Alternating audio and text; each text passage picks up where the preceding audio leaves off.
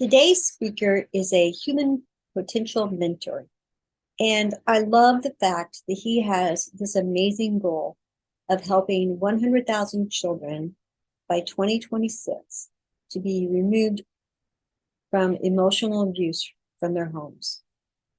This is going to be good. Building spirituality, family, health, and business. This is the Giant Builders with Lois Wyant. All right, Giant Builders, welcome back. And today I have Jason French. And there's one thing that really stood out for me for Jason, and that is that he wrote in Facebook that his vision is to remove emotional abuse from the homes of 100,000 children by 2026. And I think that is just an amazing contribution to the world. And so, hi, Jason, how are you? Good, thanks, Lois. Thanks so much for having me. Great. Why don't you tell us a little bit about you and your business? I suppose I started my journey around 25 years of age, and it's been obviously about a few years now. It's about 22 years down the track, going on 23 years down the track. And when I went through my journey at 25, I did try to take my life, and I knew at the time there was stuff that was unresolved that I had to work on. And I didn't realize the impact, obviously, that childhood stuff had through that journey. But through my own development and growth and spiritual awakening, as some would call it, I actually went down a path that totally changed everything for me, which was a 35 kilo weight loss. It went into not just a 35 kilo weight loss, but it was also finances, like money shifted. There was also things around, obviously, my workplace. I ended up leaving the workplace and went into my first business that I went into was in partnership with my parents in a limousine business. And then I went into my own personal training studio before I then went into what I absolutely love. And that was mindset stuff as well as the emotional well-being. I see it as two separate things, mainly because a lot of people are being supported to be able to be mentally tough, but they forget that, especially men, that there's around that thing of not being emotionally connected, because if you are, it's linked to sexuality, or it's linked to not being weak, basically not being stoic. There were things that I kind of looked at throughout my journey, and I realized emotional connection is the most powerful place for us to have, and that was in vulnerability. So that's why over the last 5 years I've been basically working solely on that with mentoring people. Why do you think there is a high mental health issue? The main reason I see the mental health issue, especially through my own experience, was around the emotional stuff. Like, it's people think when dealing with mental health that you can suppress or mask and all that sort of stuff. And really it comes down to emotional stories that are connected in ourselves and our physical body. And it's actually when we can come into learning how to process those emotions, what happens is we're allowed to then, our thoughts become different. Like it's amazing. It's finding the balance basically in our feelings and our thoughts, because sometimes the thoughts don't want to process the emotion. So what they will do is they get more carried away. So I feel like mental health issues really come around more of the fact of people not being prepared to go into the deeper processing of emotions. And if we can work on that, can be down to even the nutrition that we put into our bodies, that can have another effect on our mental health. So there's a lot of aspects to the physical side of our body, but I think what we've been treated as being separate. Treat the head and treat the body separate, and it's actually bringing it together, is what I believe. No, I love that connection, because I truly agree that different things that we put into our body definitely affects our mental health. So that's a great connection. Yeah, definitely. I find, even when I worked with clients in the physical aspect, the thing was that the exercise, they had this mental attitude that they were punishing their body. Oh. Yeah, and I found it really, really interesting, because it's like you can eat crap, but then you're punishing your body for what you've just eaten. And it was learning to turn that relationship around and saying you're actually not punishing your body, you're actually supporting your body to be stronger, to be fitter, to be healthier. And then it's what as you increase on that aspect, what happens is, or you value that aspect of yourself, your obviously nutrition, etc. What will happen is that your choices in foods start to change. I went through it myself. Like I was just like all of a sudden I was like, oh, I actually don't want that. Yeah. So yeah, it's really interesting, I think. But those obviously gut health has a massive issue when it comes to mental health, and I think a lot of people don't see how that all links. And I think that becomes a big problem. We're talking about like emotional abuse. A lot of people just like push that aside, like why do you think we do that? Yeah, why do we dismiss emotional abuse? I think a lot of it comes around to belonging. People do emotional abuse can be done so sneaky that sometimes we don't even know we're being emotionally abused. And that can be challenging because it's when you start to doubt yourself of, was that really a joke, or was there something behind that, sinister behind that? It's when those doubts start to come up around different conversations with certain people that you'll start to doubt yourself, and that's a form of gaslighting in a way, like with a lot of people not realizing what's actually happening. But yeah, manipulation and all that sort of stuff is very powerful depending on how it's done, and some people are very crafty at it, so it becomes challenging for people to identify, am I being had here or am I not? It's definitely a challenge. Emotional abuse for a lot of people has a massive impact without them even realizing it. So I'm sure it's a lot more of a problem with social media. Absolutely. Absolutely. And I think that, I look at that younger generation today, the way that they're being led down a path of social media, for instance, and how they're getting trapped so easily because they don't have that development. And I had a lot of people say to me, why don't you work with kids straight up? And it's like, well, you've got to go to the parents, and then you've got to go to the other place of where do they spend most of their time, which usually is at workplaces. And it's the culture in the workplace that they then come home and take it out on, obviously, the partners and the children.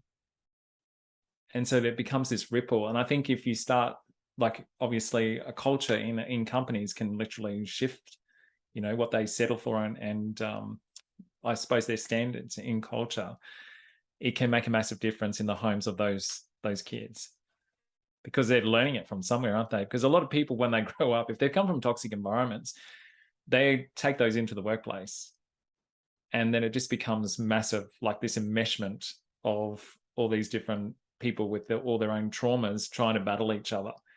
And it's obviously they're going to come home and they're going to teach their kids to be in survival as well, on how to battle trauma. And is that really what we want for the world? Do we want to be consistently battling each other's traumas? I think it's about time that people start taking self-responsibility and come back and be the change. So in your information, I saw that you have a 4-step method to help adults be more conscious and fulfilled in their life. Can you review those for us? Yeah, so the first thing that I work with people, obviously, is a foundation, but the 4 steps is really, the first one is self-responsibility. And I think that a lot of people think, oh yeah, I'm really responsible. But the people that sound really responsible are usually the ones that aren't self-responsible. They're over-responsible for other people. And there's a massive difference because they're deflecting their own self-responsibility. So when you're making it about others, there's a high chance you're not taking self-responsibility. Self-responsibility requires you to take self-reflection. And when you're in that self-reflection, it's a really powerful place to be, because, it's awareness, and then it's having clarity, and then it's having ownership. Then it's making decisions that are aligned, and then taking the necessary actions. And then the second step in my method is around the relationship you have with yourself. And there's 7 layers in that I believe that actually support someone in their relationship with themselves. And then you go into the deeper meaning, which is the third step. When you have that deeper meaning, I find that a lot of people that don't have a deeper meaning in their life, that they don't, and they go, I don't know how to get it. You'd be surprised in how you can get your deeper meaning. It's usually from your conditioning. That's something really powerful there that's really stood out. Like, for instance, mine is around value. So why I get up every day is about bringing value, helping people see their value in the world, obviously. And so when you find that deeper meaning, it becomes really, really powerful for you then to contribute back that's aligned and congruent, and plays a huge role in making a massive change to humanity. The relationship with myself got my attention. So, I mean, how do I have, because I kind of relate it to like a relationship with a friend or a family member, and it's like, well, I'm me. How do I have a relationship with me? Don't I know me? Yeah, that's actually a good question. I think a lot of people ask that question. Do I know me? I suppose there's a lots of different interpretations around, who are you and why are you here, kind of thing. And some people say it's an ego concept, of knowing who you are. I think that sometimes when it comes to the relationship with yourself, it is, like I said, there's 7 layers to it. First, it's your unconscious to conscious thoughts that you go through. Then it is a deeper awareness of yourself on a physical, emotional, and spiritual level. So if people try and usually work on one, they just think it's one, but I kind of relate it to like driving a vehicle. There's so many different instruments that you've got to be aware of Yeah. that make that vehicle be able to stay on the road. And if we don't look at the different layers within ourselves that we need to look at, for instance, like having that awareness around ourselves, and then the self-belief, self-acceptance, the self-love. I believe that self-love comes before we find self-acceptance. Like there's so many aspects to it that we can really identify with. And they're the things that people don't really understand because they haven't been taught. They've only learned how to survive in the world. They haven't learned how to love themselves, because growing up, I remember if you loved yourself, it was kind of like, you're too good, like you're up yourself, basically. Mhm. There's this guilt around having love for yourself. We've been taught how to love others, but really you can't love someone if you don't love yourself, because at the end of the day, it's a contradiction, really. So it's you can't love someone from an empty cup, basically. You need to be full. I suppose you can say full of yourself, but it's really like fulfilled within yourself. And the only way you can do that is by having a relationship with yourself. And there's so many different ways that I've done that as well. Like I remember going to a business meeting once and networking, and one of the pictures that I put out there is I said that, I got married on the weekend. I married I got married, and they all went, ooh, and I said, yeah, I married myself. And they were like, well, that's a bit weird. But it was a commitment to myself. So it's learning about self-commitment, like that was a big thing for me. I was in fear of commitment. And that came from trauma, which was linked to emotional abuse from a mentally ill sibling that was older than me. So it had a massive impact on our family. And it was quite interesting when you break it down and you actually see that relationship is actually, there's a code that you have. The way you treat yourself, for instance, is how you treat others as well, and it's also how you receive and give love. So that relationship is really powerful when you understand how you've got this code, which has come from conditioning from the day you were born, from how you received and gave love. So when you understand that, you'll realize how you can switch that around. And that comes in obviously with the relationship with yourself. Is there a way for us to teach this self-love process to children? Absolutely. There is so many ways that there was a client last night I was actually talking with, and she was talking about her child who she was taking to cricket, young boy. And she was actually sharing in regards to how the way she speaks to him, and also her younger girl who was being made wrong for having confidence in her dance school. And just the way she spoke to two of them was basically what she's been taught on herself with working with me, which was basically understanding. It was really coming around understanding that not everyone is at the same level as what you are on your journey. So basically, it's really the more you understand yourself and then being able to teach your kids, that comes with your discernment and basically on where they're at on their development journey. Because on a physical level, we grow up on a child, teenager, adult, and then grandparent. But mature wise in emotions, everyone thinks they're actually an adult immaturity, but actually they're not, because they're not taking self-responsibility. It's that teenager where they want to stay in the blame, shame, and all that sort of stuff, and it's your fault. That's emotional immaturity, which doesn't also help your inner spirit grow either. You can actually, as you go through, the way to teach them, I think, is basically by being honest with them, not treating them like she said. She was always taught to put it under the carpet and just pretend it's not happening. But we can't afford to do that with kids today.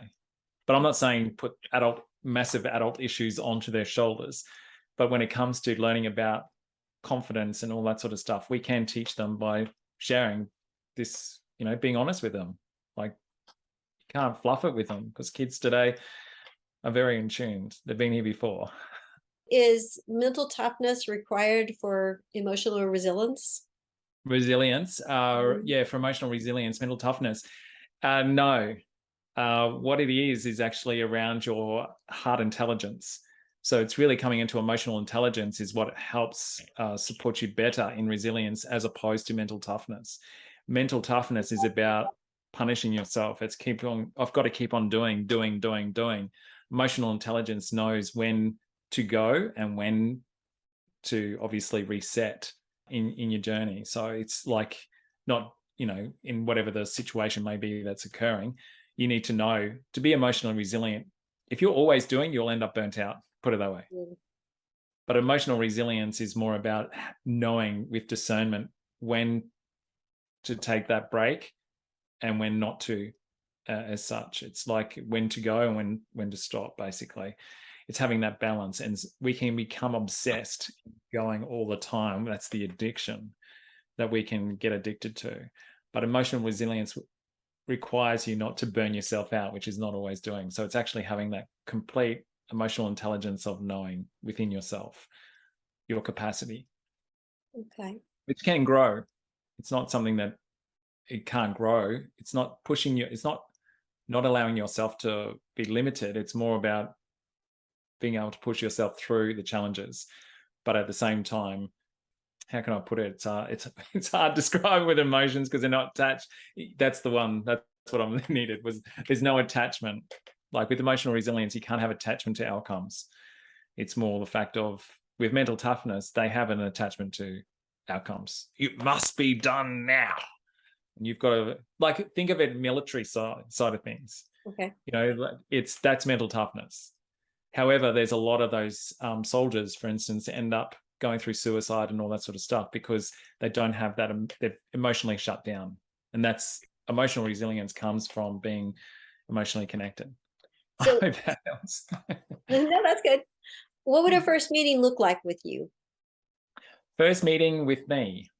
Basically, I do a clarity call with my clients. With that, I'm able to ask them obviously a few questions and get an understanding of where they're actually at. And when through that, what happens is then I'm able to share with them whether or not it's just accountability coaching that they are after, or whether it's something that we can go on a transformational journey with each other. With the concept of, all right, I'm being bullied at work and I bring that home, do you find that you occasionally have to tell people you really need to quit that job? Or is there always a way to work through that? Yeah, so it's actually a really great question that you say that, because when you're being bullied and then people telling you you should be doing this, you're actually adding fuel to the fire. Mm. So what's actually happening is when someone's in that state of being bullied, they're feeling burdened, they're feeling overwhelmed, and they're highly anxious. So with the vagus nerve as well running through the body, if it feels unsettled and conflicted, it'll be in fight, flight, or freeze.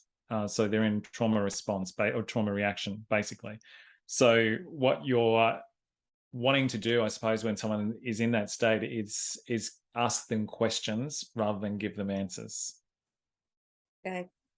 And let them work it out for what's Yeah. best for them. You know what they need to do, but what you need to ask is the questions, basically around what is it that they're getting out of it. Why is it they don't want to change jobs, or asking them, because they have the answer within them, but your role's not to fix them, it's not to rescue them, it's for them to come to their own evolution. And that requires them to be asked those questions, because a lot of people give them the answer, and that means they don't actually empower them to stand up for themselves. Oh, good tip. All right. Well, how do people get a hold of you? You can get me on Facebook. You can get Jason French in Potential Mentor. I'm also on Instagram, but I also have a website, which is www.jasonfrench.com.au, and you can contact me through the website. Okay. So we'll put those links down below. Well, thank you so much. It was really helpful as far as I am very motivated by your goal of helping Rem- homes of 100,000 children by 2026. That is just something that I feel will impact the world. Absolutely. And really what it comes down to do that is, like I said before, is us taking self-responsibility and understanding our own emotional triggers and development. That's how we can remove that from the kids, like that emotional abuse from kids. Because usually it's because of emotional immaturity is why emotional abuse exists. Well, thank you so much. I really appreciate the information. And don't forget, make sure to contact Jason to help you build your family and build your life. So, Giant Builders, thanks for coming in. Thank you for listening. This has been The Giant Builders with Lois Wyant.